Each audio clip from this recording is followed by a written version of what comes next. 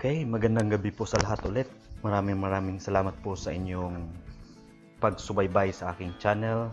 So sa ngayon po, anyways, first of all po, I'd like to thank everyone, those who have subscribed to my channel and those who are viewing my videos on my channel. Sa video pong ito ay gusto ko pong i-share sa inyo. Malamang maraming nagtatanong sa inyo dyan kung paano mag-upgrade ng inyong coins.ph account to level 3. Ito po yung verified account ng coins.ph kung saan ay yung limit nyo po ng pag cash in and cash out ay nasa 400,000 pesos per month. Okay. Ang level 3 address verified coins.ph account po ay ang limit niya for a daily limit or 24 hours or 1 day limit, that is 400,000 pesos yung sa cash out. Pag sa cash in naman po ay ganun din, is 400,000 pesos. So kung mapapansin niyo po yung account niyo po ay meron po tayong mga levels ng verified account. Ang first level po ay yung phone or email verified account, which is pwede po kayong makapag-cash in ng 2,000 pesos pero hindi po tayo pwedeng mag-cash out sa level na ito. So, kailangan niyo po ng verified ID or selfie ng inyong ID plus yung phone and email verification po para po kayo magkaroon ng chance na magka-cash in sa coins.ph at magka-cash out din po sa coins.ph. So, sa level 2, yung level 2 po ay ang limit po natin. Kung kayo po ay level 2 verified account sa coins.ph ay nasa 50,000 pesos po yung cash in. At saka yung cash out din po ay 50,000 pesos din po. Okay? So, pero kung kayo po ay may mga transactions na mas mataas pa sa amount na ito at kailangan niyo po ng mataas na limit, so kailangan niyo po maging level 3 or level 4 verified account. So ang level 3 verified account po ay ito po yung address verified account. So meaning to say, kailangan niyo pong i-verify yung current address niyo po using the requirements na kailangan ng coins.ph para po ma-verified yung account nyo sa level 3. So, pag level 3 verified account na po kayo, meron po tayong daily limit for the cash out, which is 400,000 pesos. At saka yung sa cash in naman po ay 400,000 pesos. Pag monthly or 30 days, unlimited po yun sa cash out. Pag cash in naman po ay nasa 400,000 pesos po yung limit nyo for the whole month kapag kayo po ay level 3 verified coins.ph account holder. So pag annual po ay unlimited po yung cash out, ang cash in naman po ay limited din po. So yun po ang privileges ng mga levels na ito na verified account sa coins.ph. So, today po ay tuturuan ko po kayo kung paano po tayo magkaroon ng level 3 verified account sa coins.ph para po kung kayo po ay nagtatransact ng malaki-laki daily po, ay ito po yung kailangan nyo. Okay? So, punta po tayo dito. Yung account ko po ay, kung napapansin nyo po, meron na pong check yung level 3. So, ibig sabihin po, yung address ko po ay verified na or accepted na po ng coins.ph yung ID na naisubmit ko sa kanila for address verification po. So, ito po ay i-share ko po sa inyo ngayon kung paano po tayo maging verified, level 3 verified account sa coins.ph. Okay? Using a very simple step. So, punta po tayo dito sa email ko. At kasi ako'y naging verified account na level 3 verified account sa coins.ph siguro mga January nitong taong 2018. Pero yung request ko po ay last year pa, 2017. So medyo mahirap-hirap po yung yung medyo strict po yung coins.ph when it comes to address verification unless na yung address niyo po ay accepted or yes, acceptable sa or yung pinasa niyo pong document ay acceptable ng coins.ph at walang pong problema. Okay, so ano po natin, mag-umpisa po tayo. So type ko po dito para po ma-check natin yung email ko sa kanila.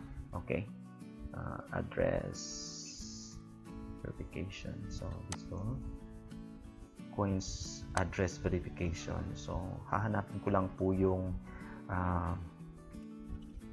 email ko sa kanila. So, kung mapapansin niyo po, ito ay November 1 pa last year.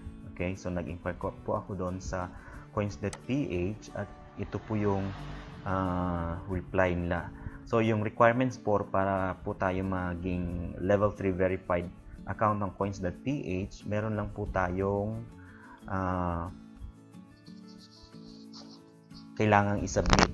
Ito po yung bank statement, credit card billing statement, utility bill, could be your water, electricity, cable, or phone bill, mobile phone bill, barangay certificate of residency, transcript of record from the recognized educational institution, mail from the recognized institution, university, government institution, or embassy.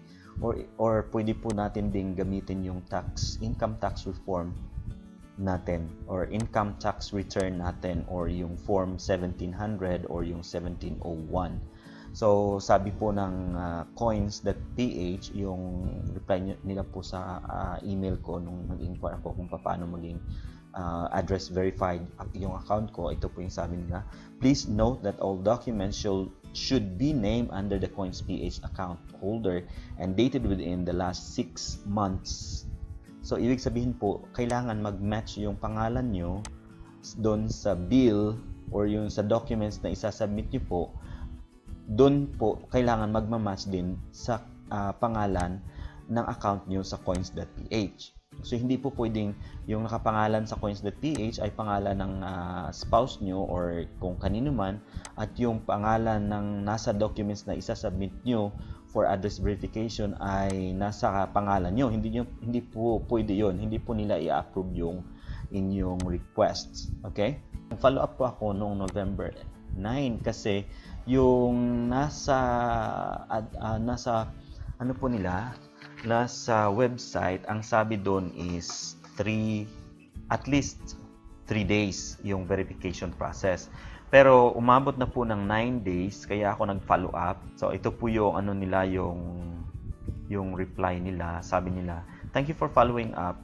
I will have our operations team check your address verification request. You will receive an email once your request has been processed. Thank you very much." So yun po yung reply nila nung November 9. So just imagine that's already 9 days already since I requested my address verification. So medyo matagal po yung ano nila, yung reply. So kinabukasan po, after nung nag-follow up ako, ito po yung reply ng coins. Okay? "We have not processed the address document you have submitted." So ito po yung dahilan. Ang sabi ng address verification status. "We are very sorry to inform you that we could not process the address document that you submitted. Here's the reason why your address verification request was unsuccessful. So, the document you submitted is not in English. Please submit a notarized copy of your translated document to help at coins.ph or submit a different valid document. Please see the list of acceptable documents here." So, ito po yung problema kasi yung sinabit ko po na na document ay yung ano ko po, yung phone bill or mobile phone bill, which is nandito po sa number 4. Number 4 requirements, yun po ang ginamit ko. Kaya lang ay foreign language po siya. Kasi nandito po ako sa Thailand, so naka-Thai po siya. Hindi po naka-English. So ang ginawa ko po ay I contacted my provider, yung mobile provider ko, at nag-change po ako, palitan ko po ng yung pangalan ko po at saka yung address ay naka-English na. So yun po ang dahilan bakit hindi agad na verified yung account ko sa coins.ph, kasi hindi po siya naka-English. So kailangan po ay naka-English yung documents nyo para po maintindihan agad-agad ng mga operators or yung mga nagbe-verify po ng accounts, kasi po wala po yatang nag-handle ng foreign accounts. So most of them are Filipinos, and also they based in Singapore, or although they have office in Thailand, but I think mga foreigners din yung mga staff nila dito, kaya kailangan po ay naka-English. Okay? So, yun po ang ginawa ko. I already I changed my details doon sa sa phone company, sa mobile phone company ko, at yun, nagtry ako ulit noong January 15 nitong taon na to. So, ito po yung sample ng ko. Yung invoice ko po ay, kasi nakakapag po ako, I can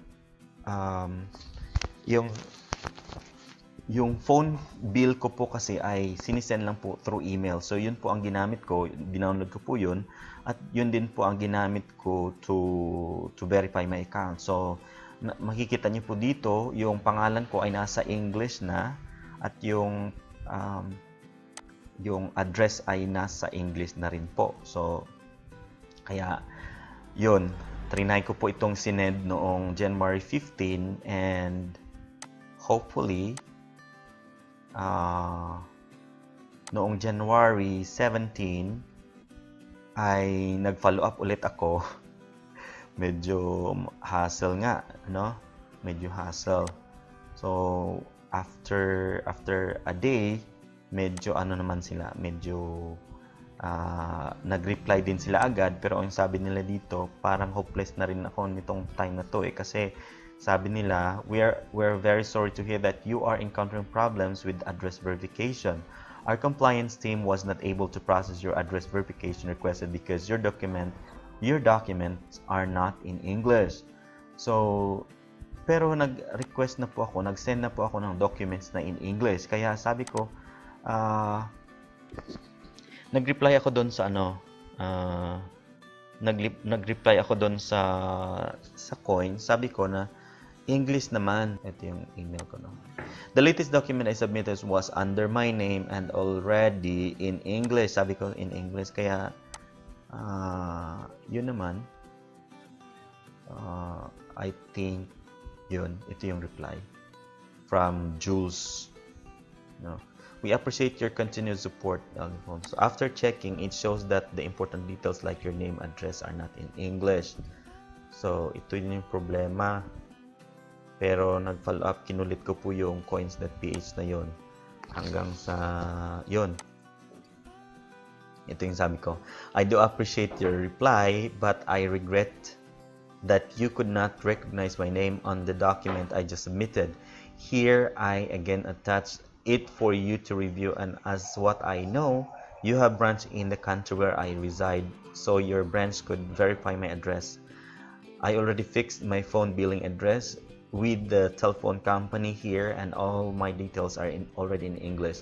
Please have time to review this attached document. So yun, in-attach ko na lang po yung documents ko doon sa email ko, yung sa reply ko po sa kay Jules dito sa coins.ph, and then yun, hopefully on January 17. Sabi ni Dao, could you please resubmit your verification by upload your documents on the website? So I think I resubmitted it through the website. Yun po yung ginawa ko. So doon babalik po kayo doon sa kung hindi pa po kayo naka-verify or level 3 verified account dito, may makita po kayo dito na resubmit for your documents. So I think so yun. After that, after ko na resubmit yung yung documents ko, hopefully they approved my address, and now I am address verified account in coins.ph. Okay, so I hope you guys have enjoyed this video, and thank you so much for your support, and please don't forget to subscribe po if you have not subscribed yet, or if this is your first time to watch my video. Please don't forget to subscribe or like and share my video so that I will be inspired to make more videos in the future. Thank you so much, and God bless. I hope you have enjoyed this video.